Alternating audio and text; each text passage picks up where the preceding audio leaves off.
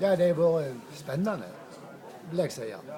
Og det er klart at det kan jo bli bedre, tror jeg nok, enn det er nå. Altså. Men at dette er noe som det sikkert vil være en rivende utvikling på, det er jeg helt sikker på. Og her gjelder det å fyre opp. Ja.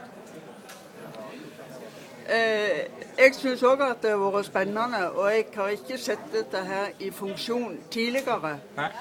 At det kan være bli nyttige hjelpemidler for mange når det gjelder renholdet, helt sikkert. Men det kan også skje forbedringer. Ja.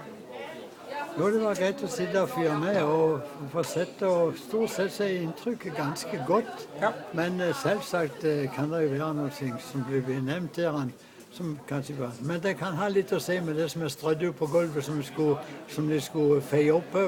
Det måtte jo være litt vanskelig for de. Ja. Ja. Ja, jeg kan jo være enig med det han sier der, men han er ikke effektiv nok. Nei. Nei. Du ønsker en bedre utgave? Ja, altså han tar ikke godt nok med seg. Nei. Nei, jeg synes det var veldig greit å være med og se her, og jeg synes de tok greit egentlig etter hva som ble strødd ut på gulvet. Ja. Ja. Ja. Supert. Tusen takk skal dere ha.